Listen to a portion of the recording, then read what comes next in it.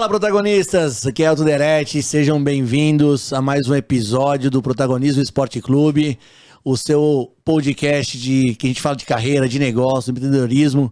Hoje vamos até falar de física, meu amigo. Eita. Hoje o negócio é movimentado. Tudo e aí, bem? meu irmão, como é que você tá? Eu tô bem. Pra quem não me conhece, sou o Thiago Savoldi e a gente vai falar de física, vai falar aqui de mecânica quântica. Que empreender. É isso. Nossa Tem bastante senhora, coisa hoje- boa aqui. Hoje eu vou sair com um caderno de anotação. É isso. E vai ter que ter um caderno, vai ter que ter calculadora, não sei como é que vai ser, né? Tipo isso.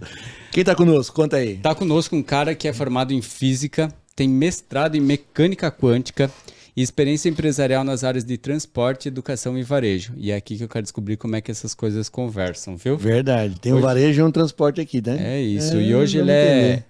co-founder e CEO da Lookbox, que é uma startup que simplifica a busca de informações dentro das empresas, utilizando linguagem natural. Bem-vindo ao protagonismo, Rodrigo Murta. Obrigado, eu que agradeço. Fala, pelo convite, Rodrigo. bater E aí? esse papo com vocês. Tudo bom, meu amigo? Excelente. Chamamos de Rodrigo ou de Murta? Ou Murta, Rodrigo pode ser Murta? Murta, que é o nome de Murta. guerra. É o nome de guerra? Isso. Então tá bom. Rodrigo, Tem- só o pessoal da casa conhece. E tem tanto Rodrigo nesse podcast aqui que não tem que fazer uma... Tá Vamos fazer lá vai ter uma parte do canal chamado Rodrigo. Rodrigos. É, versões e Rodrigos, né? Boa, vamos brincar com isso. Murta, pra começar, ganha já um presentinho aqui do Protagonismo Esporte Opa, Clube. obrigado. Convidado aqui ganha presente. Já bicho. pode abrir na hora, então. Pode abrir. Perfeito. Se não gostar, aí não tem temos jeito. culpa nenhuma, né? Até porque, olha, aí, lá. é você com você mesmo. Personalizado. Onde é que tá a câmera aqui? Aí, Então, aqui. olha só. Gostou? Valeu. Obrigado, show de bola. show de Olha bola. aí. E esse sorriso que o Rodrigo apresentou para quem está nos vendo no YouTube é o que o nosso patrocinador Tudo Todes Cara e Caneca chama de Momento Cara e Canecas, que é quando o seu presenteado recebe, se vê na caneca e abre esse sorrisão igual o Rodrigo fez. E para quem quiser gerar essa sensação no pessoal da família, a turma da firma, os vizinhos, os amigos, os inimigos também, que eles também merecem ser felizes, entre em contato com o Beto na Tudo Todes Cara e Canecas no celular 11 916 17 1900, repetindo 11 916 17 1900. Falem com o Beto, que o Beto vai prestar um belíssimo serviço. E também, terminando nosso merchan, nossa outra patrocinadora, queridíssimos, a Fader Estratégias Internacionais. A Fader tem mais de 25 anos apoiando empresas e marcas a entrar no mercado de exportação ou de importação, ou seja, internacionalizar o seu negócio. Então, para quem está nesse momento, que está na hora de desbravar aí o mundo afora, entre em contato com o Thiago e com a Sheila através do @Fader Internacional no Instagram ou no telefone 47 30 35 2400, repetindo 47 30 35 2400, e vocês vão ter um belíssimo atendimento. Merchan feito? Podemos ir? Podemos ir, bora trabalhar. Boa. Murta, vamos começar do final. Conta Pode pra ser, gente né? um pouquinho aqui, primeiro que a gente quer saber da Lookbox, mas especialmente como é que a gente usa a linguagem natural aí para achar informação dentro das empresas. Pô, Thiago, isso aqui é uma jornada bem legal, que a gente está há quase 10 anos nessa brincadeira. Antes disso, voltando aqui, agradecer, muito bacana ter aqui um espaço com vocês, trocar. Para mim, falar disso é que nem falar de filho, sabe? Que você fica até chato, vocês vão ter que me cortar a murta. Vamos pro outro assunto, né? Não, a gente não corta não, a gente ouve. Mas A é gente um ouve. filho, no fim do dia. Exatamente, né? Então, o que a gente está muito contente com o momento, né? A forma mais fácil de você buscar informação, né? Até então era perguntar para quem sabe, né? Então, se eu quero saber a venda de um produto e tal, putz, fala com o fulano lá, né, ou a fulana da área de BI, que ele vai te dar essa resposta. Ela fala, não, mas está no sistema. Pô, mas como é acessar o sistema, saber onde é que está? Ele fala, é muito mais fácil fazer a pergunta. Seja direto, você liga para a pessoa, ou passa aquele WhatsApp lá perguntando, fulano, levanta aí para mim quanto é que vendeu esse produto na regional tal, que eu estou com o fornecedor aqui, eu queria saber se a promoção funcionou ou não. Né? Normal, do dia a dia.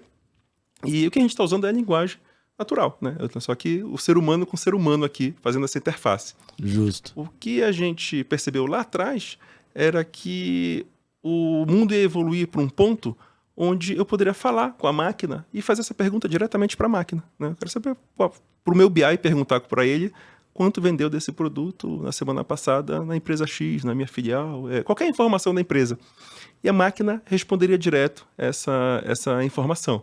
Então, o que chama de processamento de linguagem natural, que em inglês é NLP, né? Natural Language Processing, a sigla, é uma área da inteligência artificial que interpreta isso, executa esse comando e consegue dar essa resposta direto, mas sem intervenção de um ser humano no meio do processo. Então, essa que é legal. um pouco da brincadeira que a gente faz no dia a dia. Muito legal. Então, na Ou seja, prática... você é o Google da empresa. Isso, né? Exatamente. Porque hoje em dia, assim, antes a gente perguntava para quem sabe. Hoje a gente pergunta pro Google, né? A gente tem até uma atualizada no pitch, a gente fala que a gente vai chegar nesse assunto aqui, a gente é o GPT para as empresas. Eu ia dizer. Olha aí, agora é o GPT para as empresas, que Aqui também fica está mais fácil agora atualizado. de contextualizar, né? Porque o Google ele vai achar artigos, sites, ele não vai dar a informação. Até tem alguma coisinha lá em cima, quando Sim. você pergunta uma informação muito específica, Sim. é um aniversário, um voo, ele já mostra, mas não é o forte dele. O forte dele é dar site. Dá caminhos, né? E Não a resposta. e dão a resposta. E a nossa filosofia é já dar a resposta direta para o usuário final daquilo que ele está querendo saber da informação da sua empresa. É tão Na louco isso que eu... Você possibilita que eu mande um WhatsApp para o servidor ali, ele me responde com essa informação que eu quero. Exatamente. A gente tem um produto, inclusive, que a gente lançou na NRF, né, esse ano, que é o Lookbot. E o Lookbot tem uma versão que é exatamente interagir com o WhatsApp. Eu mando um WhatsApp, claro que isso tem toda a governança da empresa para estar restrito quem pode acessar os dados dela, mas a gente consegue fazer exatamente isso e ter a resposta na mão ali, economizando tempo, né? Tanto do time de BI, que não tem que ficar ajudando o usuário a como é que acha aquela informação, e para o usuário final, principalmente. Eu brinco que o início do Lookbox foi um pouco egoísta, tá? Eu recebia muito esse tipo de pergunta. Quando eu comecei lá no Sun Marché, era uma equipe, era só eu, no time de inteligência. O Marché estava montando a área ainda. E eu recebia muito esse tipo de pergunta de qual é o estoque, qual a venda, qual o produto, qual o SLA, qual o NPS, qualquer dado da empresa. Apesar de ter montado um BI tradicional, não acaba sendo fácil para o usuário de negócio saber operar aquilo. Às vezes eu quero saber um dado e falo, não, eu tenho que saber que eu tenho que entrar no sistema tal, naquele sistema eu tenho que ir na tela tal na aba tal, e na aba no filtro, e no filtro achar informação, esquece. Né? O usuário tem um monte de habilidade que não é saber mexer com analytics, esse detalhe, né, de como é que eu acho informação. E eu brinco que a primeira reação do usuário técnico, eu sou físico de formação, então eu adoro essa parte quantitativa, número e tal. Então, a gente aquilo é o nosso dia a dia. E a primeira reação que tem é ficar com raiva do usuário de negócio. É falar, a gente montou a base, trouxe aqui a ferramenta, fez o treinamento, não foi no meu treinamento e agora fica pedindo para eu responder a pergunta para ele. Né? Então, o técnico acaba sendo reativo no início. Mas depois, acho que um pouco de evolução, sabendo um pouco mais de negócio, do dia a dia, a gente vê que, a área de negócio, ele bate a meta, ele contrata time, ele motiva o time, ele negocia com o fornecedor, todos os outros skills que não são analíticas, são de relacionamento. Né? Viu como a gente é importante? Você entendeu agora? Entendi. E a gente complementa e fala, eu ainda tô querendo que ele saiba fazer analytics avançado aqui. Sacanagem. Né? Isso, a pergunta é clara, usar a ferramenta ou não. Então foi aí que a gente conseguiu botar esse gap aí. Por isso que eu falei que foi egoísta. Eu queria resolver o meu problema que, em vez do usuário ir lá e mandar um WhatsApp para mim ou me ligar, né? Eu falo, não, pergunta aqui na ferramenta para ter a resposta direta. Cara, animal isso, hein? E às vezes você ia ter que procurar a informação que estava ali, mas muitas vezes você vai ter que criar um dash específico para trazer essa informação e tal. É algo que não está disponível ali. E hoje em dia, cara, na velocidade que as coisas vão, por mais que você saiba montar o dash, saiba entrar no BI, você não consegue o tempo suficiente para parar. E outra, especialmente quem lida com varejo, é venda você quer saber a venda agora. É tudo para ontem, não é para hoje. Você quer olhar né? agora, daqui a 2 horas você quer olhar de novo, você está numa reunião, você não consegue. Deixa eu abrir meu computador, que eu vou atualizar minha venda aqui agora. Não vai conseguir fazer isso. Perfeito. Né? É animal. Quer dizer, a minha filha hoje, quando ela me pergunta alguma coisa, qual é a raiz quadrada de 97? Você sabe, você é físico, não responde, você não fica com vergonha. Eu não sei, filho. Ela faz pergunta pro Google, pai. Vai no Google. Daqui a pouco vai no Lookbox lá, pai. Pergunta lá que ele vai te responder. Cara, gostei disso, hein? É legal, porque eu acho que você resolve uma dor, você ganha tempo, como você falou. E você pode dar toda a informação para todo mundo, não, né? Mas para quem precisa ter essa informação, efetivamente é o alcance de uma pergunta hoje simples. Eu ousaria dizer que é quase todo mundo. Porque antes tinha um conceito de que até o nome área de inteligência era um pouco estranha, né? Parece que se é uma inteligente, o resto não é inteligente. Então é um conceito até um pouco antigo, né? Mas o que aconteceu? Com o crescimento exponencial da informação, dos dados, na sua escala, todo mundo acaba precisando de informação. Pode ser desde o C-Level até a ponta uma operação, se eu sou um vendedor lá da ponta, eu tenho que ter informação se eu estou batendo na minha meta, né, no meu escopo Sim, ali. Eu sim. tenho que ter informação de um procedimento. Falo, putz, o cliente veio fazer uma devolução, mas ele já pagou assim, assim, assado. O que eu faço? É uma informação também. Então, o que a gente acredita no Look, né? Então, inclusive, é o propósito da empresa, é democratizar a cultura de dados na empresa. Então, como é que a gente espalha esse poder de ter informação na mão para tomar decisão, não importando muito qual é a escala? E indo além, né? A gente está agora super empolgado aí com o GPT e de ir para o BI, que a gente fala que é o BI para além do KPI. Então, não é só indicador, dados, dashboard, não. Eu sou um colaborador da empresa e eu quero saber quando é que cai o meu VR. É uma informação também. Né? Então, hoje eu tenho que abrir um chamado ou perguntar para alguém que saiba. A gente está unificando essa experiência agora e colocando tudo na plataforma. Então, efetivamente, qualquer pessoa poderia usar, tanto para dado interno da empresa, para si, não é um colaborador querendo saber como é que é um desconto agora, que vai ter um imposto de renda, onde é que cai o meu VR, como é que eu faço para tirar férias, eu pego o reembolso da empresa, até indicadores, dashboard. Então, a gente está fazendo um blend disso. O que a gente acredita no Look? Que essa experiência do BI, ela vai mudar, ela vai ser qualquer tipo de dado, estruturado ou não. Esse é o futuro do BI. Quer dizer, na empresa que a Lookbox entra, o neguinho não pode falar que não sabe das coisas. A gente quer tirar essa Acabou, desculpa. Né? Exatamente. Amigão, tá desculpa. difícil de pegar a meta. Não, pera lá, é só perguntar. Aí, pergunta. Isso é um facilitador de comunicação. Total. Também. É da interface do usuário com os dados da empresa, de qualquer natureza de dado. Mas aí, Murta, eu vou fazer um passo atrás aqui, uma provocação. Eu acho muito legal, eu acho que ter essa resposta, ter essa facilidade de resposta é importante. Mas a gente parte do pressuposto que existe um lugar que esses dados estão estruturados, organizados, um data lake bonitinho. Perfeito. As transações aí. Como está sendo essa abordagem com as empresas? O nível de maturidade dessa estruturação de dados para que você consiga plugar essa solução? A gente brinca lá no Lookbox, Thiago, a gente fala assim, fica entre mágica e milagre. Né? Tá? Mágica dá para fazer, milagre não. Né? Alguma coisa entre os dois. Né? Então, por quê?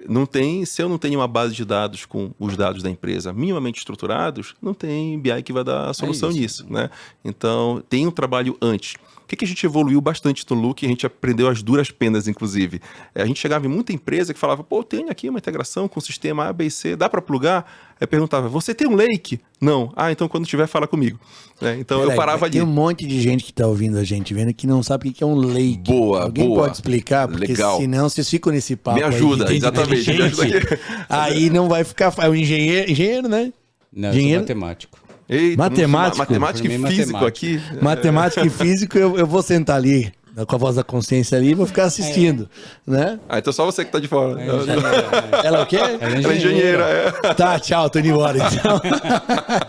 Tá, então explica. Obrigado. Cadê o Água Santa? Vou chamar o Água Santa aqui. O que é um lake? Conta aí pra galera que nos vendo. Toda empresa que tem lá, por exemplo, o seu sistema o PDV, o ponto de pagamento, né, onde você passa ali as suas compras, ele tem que jogar aquela informação numa base de dados. Então, todo consumidor que vai lá e faz uma compra e tem aquele cupom, em algum lugar está registrado qual o item, quanto custou, qual o volume, qual o desconto, essa informação. Só que tem bases de dados que são para fazer transação. Então, é a base de dados mais comum. Essa base não é uma base legal para você consultar grandes volumes, ou se eu quero perguntar qual foi a venda do ano passado da rede toda. Dependendo da rede, ela pode ter bilhões de transações. Sim. Ela não vai performar, né? Então, tem um conceito no mundo de dados que chama...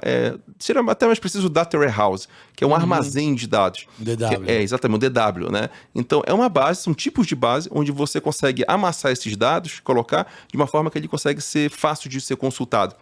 Isso a gente não tinha no Lookbox. Né? Até 2 anos atrás. Isso, exatamente. Então, a gente também colocou esse serviço porque a gente viu que o mercado ainda não... Eram poucos, só empresas muito grandes que já tinham DW estruturado. Aí depois a Look não roda, a culpa é da Lookbox. Isso, aí falava... Aí eu ficava postergando, falava, não, quando tiver eu coloco. Eu falei, putz, acho que eu tenho que resolver de ponta a ponta o problema. Aí a gente fez um serviço, assim, de construir esse... Porque senão você vai dar a resposta errada. Não, eu nem conseguia dar a resposta, não conseguia nem implementar. Né? Fica lá só pensando. Ele fica pensando e não sai nada. Exatamente. E essa coisa do dado transacional aí também é uma incógnita, né? Porque a gente já viveu isso em alguns momentos juntos em RPs diferentes, mas quando o dado é transacional, eventualmente cada tela do teu sistema traz um dado diferente, porque ele é calculado ali nesse momento transacional, né? Então ter um lugar onde esse dado está limpo, né? E é calculado depois é bem importante. Por isso que eu te perguntei, assim, para entender qual é o nível de maturidade que vocês têm encontrado nessa limpeza desses dados, para que sim você consiga trabalhar, porque até para todo mundo entender, né? Daqui a pouco você acha muito legal, você vou curtir a ideia do Lookbox, eu vou procurar o Murta para fazer, mas peraí, você precisa ter os dados primeiro. A tua dor é não ter os dados, não é não conseguir responder as perguntas. Né? A gente tem até uma metodologia no Look que a gente chama de PIB, que é o público, o indicador e a base. Então, quando você quer... Isso serve para qualquer tecnologia de BI, tá? Porque às vezes a pessoa fala, tem que colocar um BI, mas... Não, pera lá, para que você quer colocar? Não pode ser só porque tem que colocar, tem que ter um motivo para isso. Não, eu quero otimizar minha força de venda, eu quero ter informação no time comercial, eu quero ter uma visão mais clara no C-Level. Então, primeira dica é não tente atacar todas as frentes. Pegue uma, faça funcionar legal naquela frente. Né? Então, escolhendo o quê? Por isso que é o PIB, é o público. Então, que público você quer escolher? O público é o time comercial, bacana. Dado esse público, tem uma dor clara, vai levar um valor, que indicadores, né? Que é o I do PIB. Eles têm que ver giro de estoque, tem que ver detalhe de fornecedor, isso, aquilo. Bacana, entendi que para que vai ser utilizado, daquele público, os indicadores, qual é a base de dados. Né? Que é o dica, B. Para quem tá ouvindo. Então é fácil de você pegar um modelo mental, porque senão você sai tirando para tudo quanto é lado e é difícil. Ou pior, né? Vem do inverso, né? Vem do B pro P, né? Não, isso é horrível. Aí tem esse dado que eu posso fazer, mas entrega valor para negócio? E aí você tá com os dados errados, oferece pro público errado, com o indicador errado. Aí você tem um dashboard lindo que não serve para nada. Exatamente. Cara, o que eu vejo disso, viu? O que eu vejo disso de dashboard lindo que ninguém olha. Ou que tá errado, que é bem pior. Tipo, pensou se tomar uma decisão em cima de um dash lindo? Tempo atrás me falaram assim, não, todo dia que eu tiro atualizado de um ano atrás tá diferente. Eu falei, pô, tem coisa errada. ou tem alguma coisa no tempo aí, estão voltando, vai, compra, né? Tem alguma coisa que tá acontecendo. Mas você sabe que dando um passo atrás, ou usando um pouco mais macro nesse processo de evolução e de inovação e de tecnologia, você falou num ponto, assim, a gente às vezes vai buscar uma tecnologia para o nosso negócio, vai buscar um software para o nosso negócio baseado na resposta, né? Eu fui na NRF, eu fui em algum lugar e eu vi essa solução. Mas essa não é minha dor. Perfeito. Não é minha pergunta. Assim, e aí daqui a pouco você vai pegar o melhor software sei lá, cara, de BI. É que BI é muito simples, mas assim, eu vou pegar um software de CRM. Você vai pegar o melhor software de CRM do mundo porque, cara, o software de CRM mostrou que uma empresa super gigante fez o case e tal. Aí você vai lá e pluga. Só que você não tem os dados do teu cliente na mão. Tem cadastro. Você não tem cadastro. O negócio tá ruim. O teu sistema do PDV não é interligado com a tua base. Sim. Você vai criar um problema maior do que você tinha. A gente fala que cultura de dados não é sistema. O primeiro passo. Cultura de dados está muito antes disso. Perfeito. Então, é como você realmente está preocupado com como você usa o dado para extrair valor no dia a dia. Pode ser no Excel. Tem empresas com muito mais cultura de dados no Excel do que com uma ferramenta de BI. Né? Então, isso é muito comum. Tá? É claro que quando você cresce, tem que escalar. Pô, a gente tem cliente nosso que tem 25 mil usuários de Lookbox. Eu não posso... Isso não vai funcionar no Excel, né? Então já é uma outra escala. Então a gente está focado no Enterprise, na conta. Mas dá para fazer muita coisa antes. Então às vezes eu vejo as pessoas quererem escalar o Everest e nem foi aqui no Pico dos Marins, sabe? Baixinho, né? Sabe o que acontece? Morre asfixiado no meio do caminho. Não está preparado ainda para ir. Então tem que tomar cuidado. E se frustra, né? E se frustra. Vai na empolgação da NRF ver algo que não é da realidade brasileira, às vezes não é por time. Então tem que ter muita cautela para não ir na empolgação do hype do metaverso. Fora... Né? Então, metaverso sumiu nessa NRF que a gente foi agora. Total, né? Então como é que a gente filtra isso de uma maneira mais inteligente? Faz parte do processo. Além de frustrar, a grana danada que se gasta, né? E hoje não tá fácil gastar tempo, energia e grana a qualquer jeito. Mas peraí, cara, vamos lá, vamos voltar, você falou 10 anos, né? Exatamente, final do ano agora, 10 anos. Né? Então vamos voltar, agora a gente chegou no final aqui. Já foi aportado, já tá bem, velho. Já tá resolvido na vida, entendeu?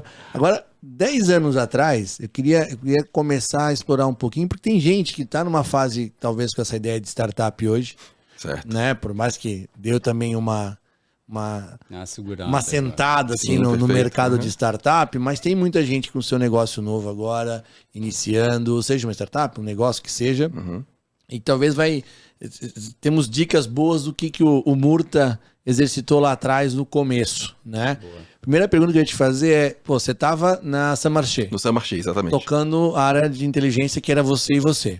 Depois cresceu. Iniciou sozinho, depois cresceu um pouquinho. 2 pessoas, né? Tô brincando. Dobrou, né? Dobrou de tamanho. Teve mais uma 100%, pessoa. né? 100% de crescimento.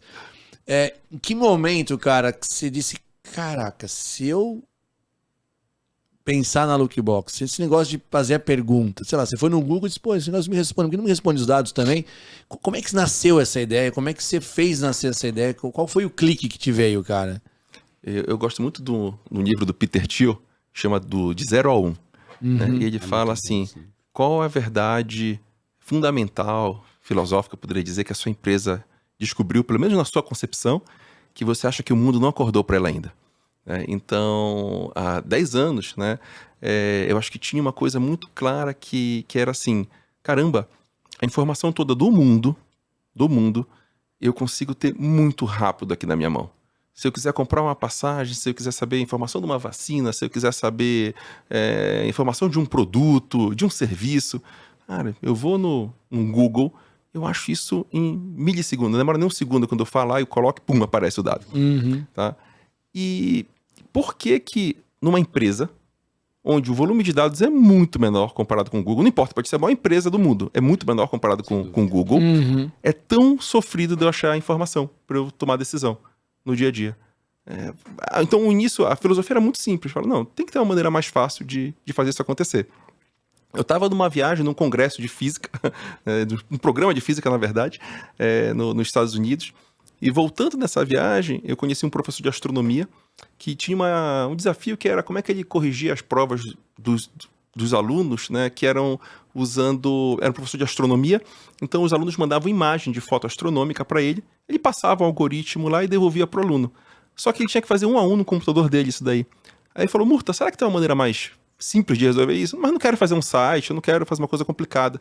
Aí eu falei, por que você não faz um e-mail que responde automático? O aluno manda para aquele e-mail, ele processa o e-mail e dá a resposta daquela imagem, né? Então você compra o e-mail, faz no Google e processa isso. Ele falou, dá para fazer? Dá. Eu falei, eu vou brincar então. Vou fazer uma parte desse programa para mostrar como é que faz o início dele. Quando eu tive essa conversa com ele, eu pensei, puxa, e aquelas perguntas que eu recebo toda hora do time? E se eu fizesse esse e-mail para mim no Marché? Então eu mandava o e-mail, nem se falava em bot, nada, como eu falei, tem 10 anos atrás, e ele respondia o e-mail automático. Então, esse é o famoso MVP, né? Que é o mínimo produto viável. E botei esse MVP para rodar lá no Saint-Marché e as pessoas usavam. Apesar de ser um pouco tosco, porque o e-mail demora para responder, às vezes o e-mail não volta. Né? Então, deu certo. Então, tinha um e-mail que respondia de forma automática essas perguntas, que era a pergunta que eu recebia no dia a dia. E o próximo passo foi, putz, eu não consigo numa interface tipo Google isso daqui mesmo, colocar e responder direto às perguntas do usuário, porque ia ser uma produtividade para o usuário que pode perguntar no final de semana, pode perguntar à noite, no horário do almoço. E para mim também, que eu não tenho que ficar respondendo perguntas simples do dia a dia, vai lá e pergunta direto. Então esse foi o start, veio da astronomia, entre um pouco da física aí no meio do negócio. Num congresso de física, acha um astrônomo, e aí, cara, nasce uma bela ideia. Foi a ideia que nasceu mais complexa de todas até agora. Não tem a dúvida disso. Pode ter sido um estalo, mas assim, de um congresso de astrofísica nos Estados Unidos que cruzou. E é legal quando você vai pegando umas pontes assim que não tem relação, né? Na verdade, tudo acaba se relacionando, isso, né, cara?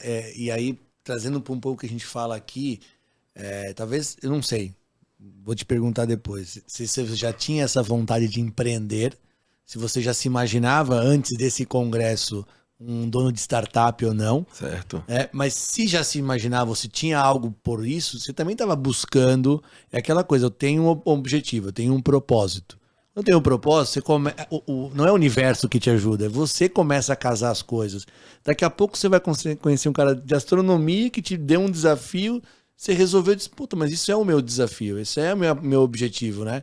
Então, a gente fala muito disso, não é o universo te dando, que você estava buscando, talvez não sabendo que aquele era o contato certo, aquele era o desafio certo, mas você já tinha talvez esse propósito, ou não, ou foi muito aleatório? Não, o empreender, eu gosto muito da visão do Bill Gates. Bill Gates falou, não sou empreendedor, eu sou um curioso cientista. Eu gosto de saber como é que as coisas funcionam e adoro resolver de uma maneira diferente os problemas. Então, quando eu vejo que, sabe aquele problema que dá muita volta? Então, na cabeça de físico, eu falo, pô, não dá pra fazer mais simples isso? Né? O que aconteceu? Então, quando eu saí, na verdade, do mestrado em física, acabei caindo numa empresa de transporte de carga rodoviário, que era da família, brincando de fazer site na empresa. Mas, aos poucos, começaram a aparecer vários desafios na empresa, que eu falei, pô, dá pra fazer mais fácil, dá pra fazer mais fácil. Então, eu gostava de pensar aquela maneira física um pouco mais direta, mais matemática, para resolver o problema da empresa. Então, isso foi a minha diversão. Entendi. Então, eu fui crescendo dessa maneira, né? Então, o laço empreendedor tem um pouco da família, que tem gente na família, que tá lá, e eu acho que o que eu aprendi nesse contexto de família era que não tinha horário para as coisas. Então, eu acho que ainda tem, às vezes, uma visão muito CLT e empreendedora. Eu falo, cara, a vida é uma só, não tem esse negócio de horário de tanto a tanto, eu trabalho de tanto a tanto. Cara, se você está pensando em horário, você não é empreendedor. Né? Você tem que curtir. Então, para mim, aquilo era um prazer, não era uma coisa que eu estava fazendo, nossa, que chato, isso aqui. Não, para mim era um tesão, pegar e tentar resolver e tal. Aí eu fui aplicando isso para vários tipos de problema. Então, lá no Saint-Marché, desde algoritmo para como é que você divide o corte de carne no balcão, na prateleira, né, até como é que você geocodifica o seu programa de relacionamento para ver onde é que você abre uma loja. O que eu gostava de fazer, como é que você resolve isso de uma forma diferente? Naturalmente apareceu uma oportunidade que fala, putz, isso aqui escala. Era uma? Não, podia ser algoritmo de compra. Cara, até hoje eu acho que ninguém resolveu direito isso. A gente tinha um algoritmo ferrado, muito bacana lá no Marché, inclusive. E apareceu o Lookbox. Mas o Lookbox foi aquilo que me cativou como um desafio que, pô, isso aqui acho que o mundo não tem ainda. Ninguém faz isso dessa forma. Aí fica aquela dúvida, faço, não faço? Vou empreender, não vou, né? Aí Como é que foi essa decisão? Essa parte foi uma parte muito legal, porque a gente montou o Lookbox, aí entrou o Daniel, que é meu sócio, meu irmão, né? Ele estava na Alemanha, quando eu falei, Daniel, tô com uma ideia aqui. Meses depois, quer entrar? Ele falou, vamos. Aí o Marché foi um laboratório super bacana pra gente. Eu fiquei 1 ano testando lá no Saint-Marché. A gente fez 1 milhão, eu recebi 1 milhão de perguntas aí no primeiro ano, no Lookbox. Legal. E chegou aquela hora que eu falo, e aí, né? Eu vou ficar aqui como um produto do Marché, eu vou tentar fazer isso fora. Aí deu uma coceira, né? Eu tinha meus 30x anos, eu falei, caramba, acho que é meio que tudo ou nada agora, né? Porque 32 anos. Tem uma oportunidade aqui de fazer um negócio diferente que não tem. Acho que isso não vai aparecer 2 vezes na minha frente. Pode dar errado? Pode, mas, cara, eu vou aprender um monte de coisa e depois eu me insiro de novo no mercado se der errado. Aí eu fui falar com um dos sócios do Marché, o Bernardo, que foi quem me levou pro Marché, né? Inclusive, a esposa dele me levou, eu trabalhei com ela numa outra empresa, e teve uma sinergia legal nessa empresa, ela me apresentou para ele, eu comecei a trabalhar lá, ele me deu carta branca para experimentar, fazer um monte de coisa legal, lá no Saint-Marché, né? Super empreendedor o Bernardo. Quando eu cheguei com o Bernardo, eu cheguei cheio de dedos. Cheguei, putz, caramba, como é que eu vou falar com o Bernardo, né? Que, pô, tô querendo, eu adoro aqui o que eu faço, é sincero, mas, cara, eu queria dar esse passo a mais na minha vida e tentar, se quebrar a cara, mas eu tentei, né? Aí eu cheguei, Bernardo, então, eu queria fazer uma conversa e tal. Bernardo sempre foi despachado, assim, tal. Fala, amor, não sei o que e tal. Aí eu falei, Bernardo, cara, eu tô com nem chamava Lookbox na época, né? Estou com vamos chamar de Lookbox para simplificar. E eu tô sentindo que se eu não pegar e tocar isso como um projeto de vida e tentar, eu vou me arrepender. Porque ninguém tem, eu acho que entrega um baita valor, eu acho que eu poderia estar entregando isso em escala para muita gente. E assim como você empreendeu no Marché e tal, não sei o que, eu queria fazer esse teste. Aí ele falou, Murta, não é te falar nada não. Mas acho que você devia ter saído uns 6 meses atrás aqui do Saint-Marché. Entendeu? Que legal, cara. Porque isso é muito legal que você está fazendo. E, cara, a gente tem que fazer isso pelo Brasil, a gente tem que aprender, a gente tem que botar essa cultura pra gente gerar riqueza, gerar valor e tal. E, cara, todo apoio, cara. Acho que você tem um produto fodido aí e tal. Vai embora. Pra mim, aquilo foi um baque muito legal, porque que legal. Eu não tinha desculpa.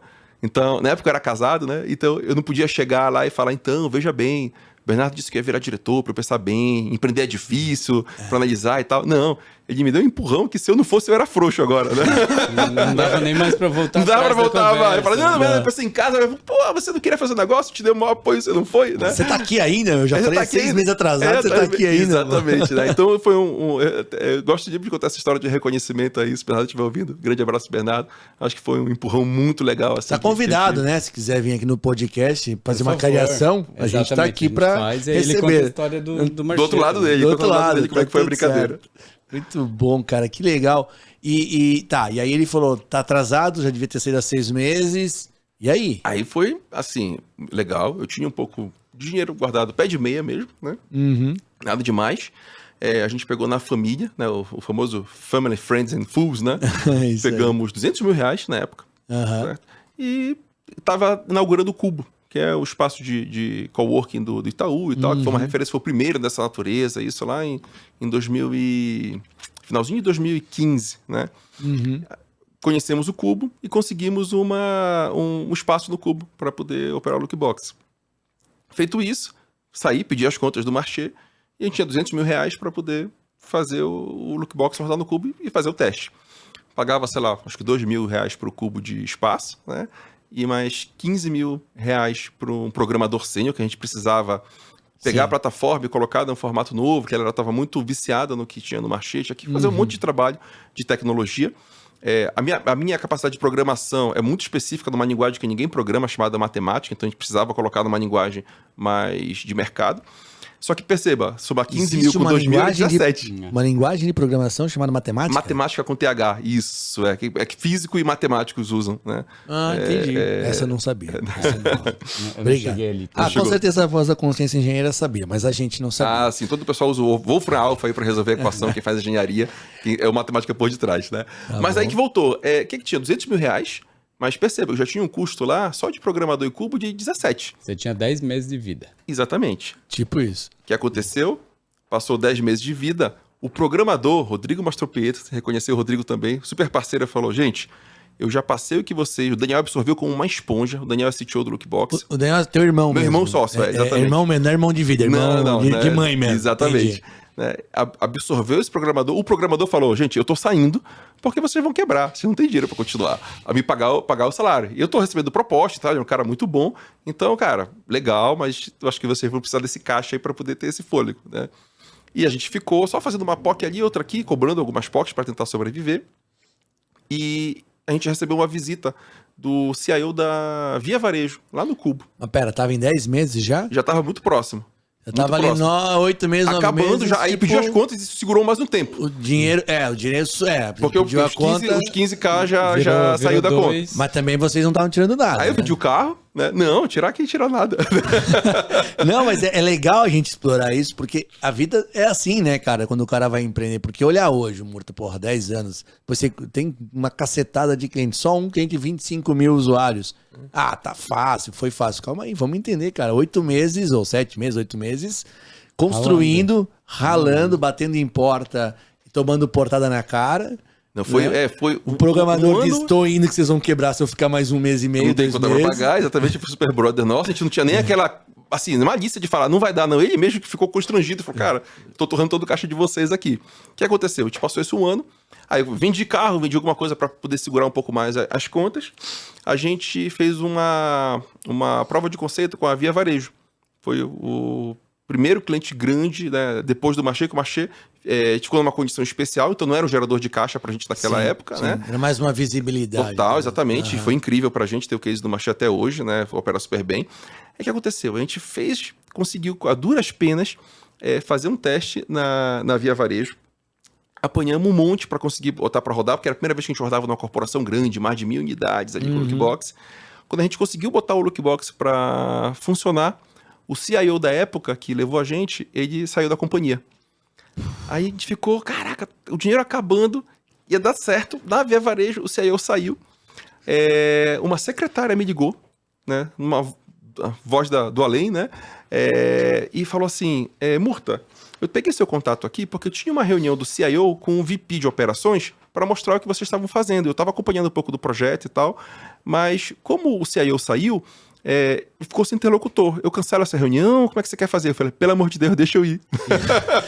Não cancela. Não cancela, exatamente. E nessa, a gente, depois de outro trabalho, fomos para a loja e tal, a gente conseguiu um contrato super bacana pro nosso porte na época, principalmente, né? Com a Via Varejo, que foi o primeiro cliente. Legal. Mas isso foi 1 ano e 3 meses já depois. Então, uma dica para quem vai empreender, tá pensando em empreender. Faça um pé de meia, um pouco mais extenso. Conte com 1 ano sem nada, sem nenhum tipo de receita. Porque senão, às vezes, você tem um sonho legal, bacana de executar, uma ideia que até legal, faz sentido, mas se você botar só 6 meses, que a gente achava, 6 meses já conseguiu algum cliente, não, pega o pior cenário seu e dobre. Né? Então, 1 ano é um tempo bacana aí de ter uma noção mais clara, sabe? Porque você vai ralar no início e tal. Acho que essa é uma dica que eu daria pra mim lá atrás, tá? Chegou a pensar em desistir nesse 1 ano? A gente tava tão empolgado que não, de verdade. A gente tava muito sem noção até, sabe? Essa empolgação também é importante, né? Porque isso mantém vivo esses perrengues, né, cara? para suportar esse tempo todo, ver o dinheiro indo, ver o negócio ali sendo construído, né? Porque no fim do dia vocês estavam no dia a dia, vocês conseguiam enxergar o negócio ali, Perfeito, né? perfeito. Você estava construindo, ele só precisava validar em alguém, né? Entrar num player grande. E esse ponto do Elton é importante, assim, se vocês pensaram em desistir, agora entendemos que não, porque vocês estavam muito confiantes. Acho que você tinha esse insight lá de trás, era o seu dia a dia, no fim da história, lá no Marché. Precisava... Confiava no produto, eu acredito né? muito no pensamento positivo, não quântico, porque quem é físico mesmo da mecânica quântica não usa quântica para essas coisas, tá? A gente pode entrar nesse tema. Entendi. Isso é outro podcast. Eu sou bem cético com relação a isso. Mas eu diria que é bem físico, inclusive, né? No sentido de que quando você está mentalizando em coisas bacanas, o seu cérebro já filtra aquilo de uma forma diferente. E você vê oportunidades que você não veria se você está com pensamento negativo. Né? É o exemplo de você estar, sei lá, comprando um carro. Parece que o carro passa toda hora na rua. Você não mudou o universo e o universo não está botando mais carro na rua porque você está... Né? Então, não tem nada a ver. Não, mas a sua atenção está naquilo. Então, você vai ver muito mais daquele carro. Então, se você está pensando numa coisa negativa ou positiva, cara, você vai ver muito mais oportunidades, você vai ver muito mais coisa legal. E se você está com foco negativo, tudo vai dar errado, nada vai funcionar e você não vai apostar em nada, você não vai fazer nada. Né? Então, eu acho que tem um pouco disso de acreditar na ideia e, cara, ter um foco daquilo e falar que, pô, vai dar certo. E tem que ter essa empolgação, senão você não contagia nem seu prospect, nem seu time para fazer a coisa funcionar, né? Mas era uma empolgação controlada, né? Porque no fim do dia você ia ter que total. Uma hora talvez ia chegar um momento que você não é, acho que não é empolgação por empolgação, é confiança, né, cara? É acreditar naquele produto, no que você estava construindo, no que vocês estavam construindo. Eu acho, pelo menos, que vem um lance meio que assim, cara, mais cedo ou mais tarde esse negócio vai pegar, porque é muito bom. Hoje eu conheço o produto, ele é muito bom mesmo. Eu conheci o Murta em 2020, eu acho, na NRF. Essa empolgação é a mesma, ele já ficou milionário, mas a empolgação é a mesma, entendeu? E engraçado, lá a gente nem chegou a aprofundar. Depois de 2 anos, aí eu fui aprofundar o negócio. É muito bom o produto, mas, cara, é legal a galera entender que por mais que hoje vocês vejam produtos muito bons, sejam tecnológicos, ou empresas, ou varejos, ou o que for, não quer dizer que nasceu perfeito e voando. Longe disso. Né? Tem esse desafio da construção e é legal quando você fala, cara, foi 1 ano e 3 meses. A gente teve a Dani aqui também que falou, saiu do Google com uma estrutura super bem montada, já com sócios e tal, com um negócio que ela dominava, que ela era mestre, porque tinha Google por trás, a história dela toda. 3, 4 meses ela apanhou, não conseguia abrir um cliente. Vendeu 0, né? É assim que funciona, né, galera? É bom ouvir isso, cara, porque... E assim, não queira pegar você sou um executivo e tal, né? Então, assim, para quem tá saindo do mundo corporativo, então eu saí do mundo corporativo. Cara, o meu salário corrigido do que eu tinha no Marché, eu só fui recuperar agora que eu tô pegando. Pô, mas legal, agora tem empresa, tem um patrimônio que eu não tinha, né, óbvio, sim. Mas salário mesmo mensal, agora, pô, quase 10 anos depois. Mas aí, mas o que é legal, eu gosto muito de uma tese assim de que, pô, se você tá dormindo certo, né, esse é um livro que eu sou fã, que é Por que Dormimos, você dorme 8 horas por dia, né, aí sobram 16 horas. Se você usa essas 16 horas para fazer um negócio que você não gosta, pô, o que você tá fazendo com a sua vida, entendeu? Então, é uma coisa que você tem que se acordar e se questionar. A gente fala muito isso aqui. Quando você faz um negócio que você gosta, cara, aquilo não tem assim uma mistura de o trabalho e o lazer. Pra mim, aquilo ali, eu com o Daniel, a gente programando e vendo, cara, a gente tá fazendo um negócio legal. Putz, eu quero estar misturado lazer e trabalho junto, sabe? E a coisa vai, a coisa flui. Então, acho que tem uma parte importante de escolher uma coisa, não é aquela coisa chavão, mas, pô, você tem que ter o mínimo de prazer no que você tá fazendo no seu dia a dia, senão você tá jogando a sua vida fora, né? Totalmente. E você falou ali do exemplo do carro, é o que eu falei no começo sobre o propósito. Porque é isso, você tem aquele propósito, você não tá chegando amanhã nele. Mas você tem um propósito, tem um objetivo de vida, seja na carreira, seja como empreendedor, perfeito, seja como vida for. Pessoal, você vai toda hora estudar, pensar, falar com pessoas, ir em eventos, se relacionar, ler matérias, ver na televisão, ouvir podcast sobre aquilo, que aquilo vai te dando tanta base que uma hora você vai cruzar e dizer, foi o universo. Não foi a sorte. Você veio construindo aquilo ali, às vezes conscientemente, às vezes inconscientemente, porque também tem um pouco disso. Né? E essa construção ela faz com que você chegue onde você quer. Ninguém vai chegar onde quer com o seu propósito ao acaso. hoje eu acordei e pensei em ter um podcast hoje. A sorte funciona para quem está trabalhando. Não adianta. O caso acontece depois de muito esforço, né? E você falou um negócio do otimismo e do pessimismo, né? O Cortella fala muito que o pessimista é um preguiçoso, né? Que é fácil ser pessimista, né? E eu lembrei de uma passagem que não tem nada a ver com isso, mas para mim caiu essa analogia que deixa eu dividir com vocês. Quando eu trabalhava com exportação, estava no mercado americano, e tinha um CEO lá da Cotia, o Edson Paes, um cara gente boa demais. E um dia ele olhou para mim, eu tinha, sei lá, 26 anos, moleque de tudo. Falou assim, cara, ele tava investindo um monte na marca que a gente tava botando lá e o retorno não tava sendo muito bom. Aí ele falou, Elton, qual é a diferença entre despesa e investimento? Aí eu, pensando uma resposta chique, né, cara? Em inglês e chique, porque tinha que ser, o cara é CEO, né? Claro. Ele falou, para de pensar que você não vai dar a resposta certa. Ele falou, não tem diferença alguma. Porque as duas são o quê? O dinheiro saindo. A única coisa que a gente difere na terminologia é a forma que a gente entende aquele dinheiro. Se você está achando que aquele dinheiro está saindo por algo bom, ele é um investimento. Se ele é por algo ruim, imposto, que não serve para nada muitas vezes, ou outras coisas, despesas que você não tem valor agregado, você não enxerga que tem ganho, é uma despesa. Então eu falei, cara, para mim é a mesma coisa o pessimista do otimista, olhando agora, quando você falou. O otimista, ele vai ver o problema e vai ver a oportunidade.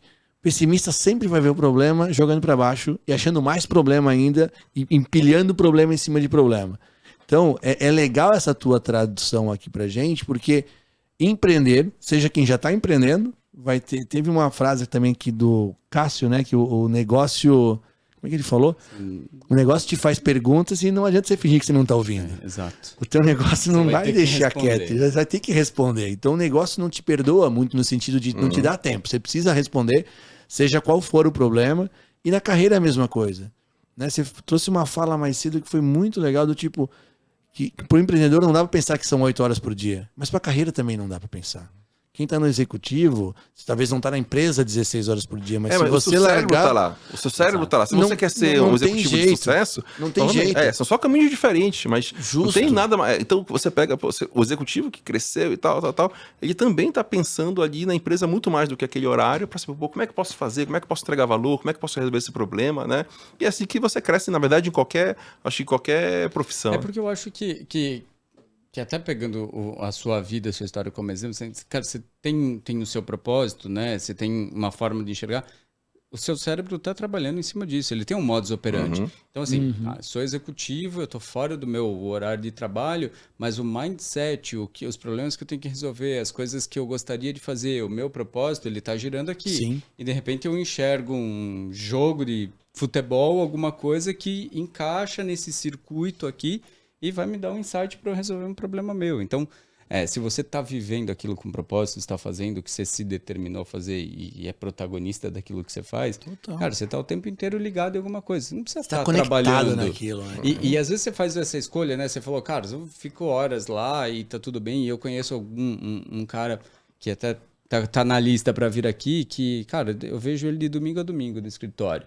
Eu falei, cara, você vai quebrar uma... Cara, eu tô me divertindo. Eu tenho a escolha de não estar lá. Se um dia eu quiser ficar em casa num domingo, fazer um negócio, cara, eu vou lá, é um lazer, a minha esposa vai comigo, ela me ajuda, a gente faz um negócio, fica ali, se diverte um pouco, sai. Porque, cara, eu tô curtindo. Eu tô curtindo, é meu propósito, eu vivo pra isso, eu gosto. E não é financeiro, não é... status. Que o financeiro vem depois, né, cara? O financeiro é consequência. Isso é uma coisa também legal pra quem tá empreendendo. Você falou, é importante. Né? Prepara um pé de meia. Perfeito. Também o mundo, a conta vem. Não dá pra... Né? Tem que botar comida na mesa, viu, galera? Não é assim, então largo tudo e vou pro meu propósito e seja o que Deus quiser. Ninguém vai viver disso. Você vai viver em algum momento, mas tem que se preparar, tem que planejar, tem que se estruturar, tem que saber que tem desafios no começo. A gente tem... Esse é um perigo do otimista, tá? A gente acha que em 3 meses a gente tá pronto. Exatamente. Eu achei que era 6. Eu também sou assim, cara. Eu digo, não, cara, nós vamos bater essa meta aí. Pô, falta 70%, falta 2 semanas, vamos bater. Cara, não é assim. Já fui mais. Hoje eu já sou mais pé no chão. Um mentor nosso, que foi diretor do Cubo, inclusive, que é o Flávio Pripas, ele falava assim, você não controla o seu sucesso, mas você tem um controle do seu fracasso. Tipo assim, até onde você pode ir? Você tem lá um pé de meia que vai durar tanto, e você tem lá o plano B que fala, se não der, é legal. Eu aprendi, fui lá, botei a cara a tapa, eu era jovem E agora voltei para o mercado corporativo, fiz mais um pé de meia, vou tentar outra coisa. Né? Faz parte, mas você tem o controle lá de até onde você pode ir. Então isso é legal também ter um pouco para você não ser otimista sem noção também, né? Total. Que começa a pegar, e você pega o cartão, entra no cheque especial e vende o apartamento. Não, pera lá. Segura um pouco, calma, né? Jorge, Eu acho que calma. Tem que ter esse otimismo controle. É confiança, mas não absurdo e não inconsequente. Tem que ter responsabilidade. E planejado por exemplo, tive um super apoio da família, sabe? Quanto a isso. Não posso falar nada de falar, legal, tá aqui, eu vou fazer esse movimento e tal, né? Isso é uma coisa legal, de combinar o jogo com família antes também. E o Napoleão Hill fala muito de entenda o que é o fracasso e que são derrotas temporárias, né? Sim. Que derrotas temporárias e fracassos muitas vezes são bênçãos, como é que é? Disfarçadas, né? Então, cara, vai ter perrengue, vai ter problema, mas não são essas derrotas que vão significar o que você vai chegar ou não vai chegar. É só desafio para você estar mais preparado quando chegar. A gente tem uma passagem que a gente teve junto numa empresa que foi... Na verdade, chegou depois, estava muito fácil. Quando eu cheguei, estava bem duro. Médio. Mas estava bem mais duro antes. E eu falo assim, hoje eu olho, cara, aquilo lá para mim foi muito bom. Na época eu tava fudido, velho. Tava pesado o negócio, assim, de dizer, meu Deus do céu, me manda embora, pelo amor de Deus. Só que hoje, quando a galera vem com um problema, eu digo, cara, isso não é problema não, gente. Isso é legal. Fica tranquilo. Isso é um problema, nós vamos resolver. Agora tem coisa mil vezes pior. Você ganha caixa, você começa a aprender que tem coisa mais difícil. E você já passou por isso. Então não vamos superar, entendeu? Assim, na minha trajetória, o mais porrada que a gente teve, assim, foi essa empresa da família transportadora quebrar. Quebrar, assim, empresa que faturava bacana, né? Chegou a ter mais de 500 carretas, imagina o porte da transportadora desse porte. E que foi pro saco. Cara, cheque voltando e nome, uma confusão absurda, né? E num mercado também... que é duro, né? Duro ali, né? Tal. E, cara, então, isso foi muito legal de você tentar ver. Agora, quando eu vejo uma coisa como problema, eu falo, putz, eu já vi situações mais pesadas. Vamos administrar, legal e tal. Não diminuindo o atual, mas trazendo uma confiança quando você já passou por isso. Eu acho que isso é bacana, sabe? Muito legal. De como lidar com situações um pouco mais complicadas, né? E aí você acaba passando por esses problemas e saindo do outro lado ali, você acaba também tirando esses aprendizados que eles são voláteis a ponto de você conseguir aplicar a lógica em outras coisas também, porque no fundo é um exercício de lógica. O problema é dessa maneira, a solução vai ser assim, lá na frente e a gente resolve. Então... como o Elton falou, você ganha cancha, mas você tem que ter essa mentalidade de, cara, passou, respira fundo, olha pra trás, tira aprendizado dali. Não traz só a carga negativa do tipo, trabalhei muito, vem de deu vítima, ruim, né? quebrei, Você é vítima, cara. Controla o fracasso, o que tá no seu controle, trabalha nisso e resolve. Isso, e vai pra frente. Ter alguma coisa pra aprender dali. Não tira alguma coisa dali, leva embora. Ô Murta, cara, Cara, tá bom demais o papo, mas tá apertando o nosso tempo. Mas tem mais uma pergunta aqui, que eu acho que é legal pra galera também dividir. Vocês foram aportados recentemente, né? 1 ou 2 anos atrás. Isso, final do ano passado agora. Ano passado. Recente. Isso. Como é que é esse momento? Como é que a mudança, obviamente, fica muito mais estabilizada financeiramente, a empresa, né? Ela ganha suporte e tal. Mas como é que foi essa decisão e o que foi os desafios aí nessa transição, vai? Pô, bem não legal. É meio uma transição, né? Mas essa fase... É uma nova fase, né? É uma nova fase. Uma nova fase. Então, foi muito super aprendizado, porque ano passado o mercado estava super difícil, né? De conseguir investimento, mas mudou a maneira do VC, né? Que é o Venture Capitalist, que faz investimento em startups e do perfil de startup. Então, antes, a gente era tido até como muito conservador, porque a gente sempre foi um termo chamado bootstrap, que é startup que vive com o próprio dinheiro. Então, até o ano passado... A gente sempre pagou nossas contas com nossos clientes, não tinha investidor nenhum externo, né? Tinha mentores, tinha gente super bacana, mas não com aporte financeiro no Lookbox. A gente percebeu, com a evolução do produto, que tinha uma forma de implementar o Lookbox que daria uma escala absurda, né? Então, que possibilitaria o Lookbox ser uma empresa global. Aí, quando a gente viu isso, falou, putz, acho que tem uma oportunidade aqui. A gente trabalhou, fez teste dessa tecnologia, a gente gostou do que a gente viu nos nossos clientes, e aí sim a gente falou, pô, agora eu sei escalar o Lookbox, porque não adiantava pegar o dinheiro, você não sabia o que ia fazer com isso. Eu digo que a gente conseguiu descobrir isso há uns 2 anos atrás, né? Legal. Aí a gente foi entender um pouco como era esse processo de levantar grana e tal, A gente tem um sócio que é o Paulo Veras, que era do 99 Táxi, que é um baita mentor nosso lá atrás. Então, a gente tinha uma participação pela mentoria dele no Lookbox. E deu um pouco das trilhas aqui de como é que a gente seguia com VC. Entramos nessa brincadeira, a gente falou com vários fundos no ano passado, e a gente conseguiu fechar com um fundo bem legal, que é a DGF, né? Entrou também a High Partner Local Web no Lookbox, para investir no produto e a gente poder escalar, né, o Lookbox. Né? Que legal. E agora está nesse momento de Agora está nesse momento de montar time, então qual o desafio agora? Primeiro, está super legal, é um pouco do desafio a gente brinca que é o projeto OLX no Lookbox, que é o desapega, né? Então, mas sem é o delegar sem delargar, né? Então, a gente tem uma fase totalmente nova, que a gente tem head comercial, head de marketing, head de pessoas, head de CS, CFO, não tinha nada disso, era tudo na raça, né? Isso, então é um pouco agora de, como é que a gente tem, como é que delega de uma maneira bacana e a gente passa para o que está sendo interessante, né? Essa nova patamar de gestão, como é que a gente fala, como é que a gente... Mas está muito legal. Assim, cuidar da cultura também. Da cultura da empresa, como é que a gente... O desafio que a gente tem agora, como é que a gente cresce sem diluir nossa cultura. A gente é muito ligado.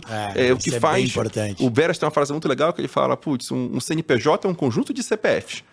Né? Então, são as pessoas que estão lá que vão fazer aquilo, o jeito da empresa, a cultura são as pessoas que estão lá. Então, se você não tem uma seleção bacana, com aquilo que você acredita, com o propósito da empresa muito claro, é muito fácil de perder o rumo ali, porque você desalinha as pessoas, né? Sim. Então, você torna uma empresa comum, você não tem um propósito claro e tal, então você não tem um diferencial para o mercado. Então, esse é uma parte muito forte do nosso papel, meio do Daniel, que é como é que a gente não deixa a peteca cair e a gente tem essa energia legal da cultura que a gente gosta de trabalhar lá no Lookbox. Puta, que legal, cara. Massa, hein, meu? Muito que história, legal. hein? Muito legal mesmo. Ô, Murta, pra gente fechar aqui, até casando com o nosso nome Esporte Clube também, a parte do nome, porque o protagonismo a gente já falou e tem legal. Aulas aqui, cortes e mais cortes. Falando do Esporte Clube, a gente sempre gosta de pedir um momento esportivo dos convidados que lembre, seja no futebol, no qualquer outro esporte, na corrida, enfim, o que for, que te marcou, que você talvez participou, que tenha uma lembrança assim legal pra você, que você traz no dia a dia.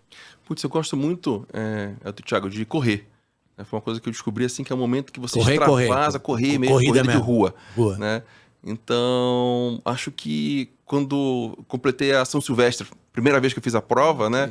Nada de muito tempo, não sou um atleta longe disso, mas foi muito emocionante, assim, porque a São Silvestre é diferente, que ela tem uma energia que é meio brincadeira, meio prova ali. Então você vai no astral. Você viu a São Silvestre? Eu tenho vontade de fazer, sabe? Não fiz ainda. Não. Vamos fazer um dia junto? Vamos. Tá bom. É um astral, a prova é um astral incrível, as pessoas vão com família, então bota a criançadinha lá para cumprimentar, né? Então acho que é uma energia muito legal. Então a primeira São Silvestre que eu fiz foi bem marcante, assim, você vê aquela energia, assim, todo mundo fazendo. Então acho que o esporte tem isso, né? Verdade. Acho que o esporte tem muito a ensinar para o negócio, né? E você vê que às vezes, grandes empresários e tal, são pessoas, né, super envolvidas com o esporte, pega o Abílio Diniz, né, viciadíssimo no esporte, porque ele dá essa disciplina, ele dá a resiliência de você apanhar, de você levantar, de você contar um pouco os seus passos, os seus tempos e como é que você pode estar sempre fazendo melhor, que né? É construção, né? É processo. Isso, exatamente. Você não vai sair do pace de 7 para 5 minutos. 20 quilômetros da noite pro dia. E casa muito aquilo. Tem muita fórmula de hoje. As pessoas querem ficar ricas da noite pro dia. Cara, que bobagem, né? Não é assim que funciona, né? E o processo mesmo, essa mentalidade, querer ficar rico, cara, acha uma coisa que você curta fazer e tal. Isso é também, eu acredito muito que que nem assim, pra que você vive? Ninguém fala assim, eu vivo pra respirar. Não, você precisa de oxigênio se você não tiver oxigênio, você não vive, né? Mas esse não é o objetivo da sua vida. É a mesma coisa da empresa. Uma empresa que tem um propósito legal, ali ela não tá ali para dar dinheiro. Cara, isso é consequência de uma empresa que tem um propósito bacana, é tipo oxigênio. Ela precisa dar lucro para ser saudável, né? Mas acho que tem uma relação muito forte aí entre essas coisas. Eu gosto muito desse link do esporte como essa garra aí do dia a dia para fazer a coisa acontecer. Puta, demais, hein, meu? Muito bom, cara, bom, Murta. Obrigado. Eu que agradeço aqui o convite. Muito legal trocar ideia aqui no podcast de vocês, certo? E querendo bater um papo aí de Lookbox, linguagem natural, chat GPT, a gente está super à disposição aí para fazer essa conversa. Pesquisa aí, galera. Rodrigo Murta, acha ele, adiciona e manda Estamos uma mensagem. LinkedIn, no Instagram, eu gosto de trocar muita dica de livro com a galera. Legal. Então, quem quiser trocar dica de livro também... Deixa uma dica aí de livro, vai lá. Uma dica de livro para empreendedor, eu li um que eu achei fantástico agora, chama O Teste da Mãe. Cara, o livro é engraçado, assim, o título dele, né? Porque é o teste da mãe. Porque uma dificuldade de quem está empreendendo é conseguir achar a essência de que aquele produto faz sentido ou não faz sentido. E se você fizer essa pergunta direta para as pessoas, você não vai ter a melhor resposta. É que nem perguntar para sua mãe, eu sou bonito? Ela vai dizer, meu filho, você é lindo. Lindo. Como é que tem técnicas de eu conseguir extrair da própria mãe se eu sou feio? Sim, esse livro ele fala um pouco disso. Então é muito bacana. Exatamente esse um pouco do título do livro. Então se você está empreendendo, está pegando um produto, querendo colocar no mercado, ou querendo extrair a verdade num prospect, num processo de vendas, acho que é um livro bem fora da curva aí, que não está tanto no mainstream, que eu gostei bastante. Boa, gostei. Bela dica. Adiciona o Murta lá nas redes sociais e aí você chama ele pra botar o look na sua empresa, você fala que ouviu aqui, ele manda uma comissão depois. Boa, fechou. E o Luke ainda continua no Cubo? Continua firme e Então, forte, a gente é super parceiro do Cubo. Uma parceirinha lá, chega lá e conhece o Lookbox. Tiagão, quem quiser acompanhar esse belo episódio, olha e procura-nos aonde? Os episódios estão lá, estão no YouTube, no Spotify, no Deezer, é só procurar Protagonismo no Esporte Clube e aí já sabe, né? Você vai pro YouTube, já segue a gente lá, se inscreve no canal, ativa as notificações, no Spotify deixa 5 estrelas lá, no Deezer avalia e para acompanhar a gente aí nas redes sociais, a gente quer estar no dia a dia de vocês, então esses cortes, essas frases que às vezes ajudam a gente no momento dá aquela difícil. Motivada. Cara, segue a gente nas redes sociais aí no Instagram e no TikTok. A gente tá lá também, Protagonismo Esporte Clube. E, claro, manda pra gente aí o que vocês estão achando, manda dicas de pessoas. A gente tá puxando isso. Tem algum protagonista perto de você, alguém que tem uma história boa como a do Murta aqui, de desafios, de conquistas, de perrengues, mas de muita alegria no que faz. Manda pra gente lá. A gente vai chamar aqui, vamos conversar com certeza, tá bom? Murta, brigadão de novo. Obrigado a vocês. Prazer enorme. Galera, até mais. Abraço. Valeu.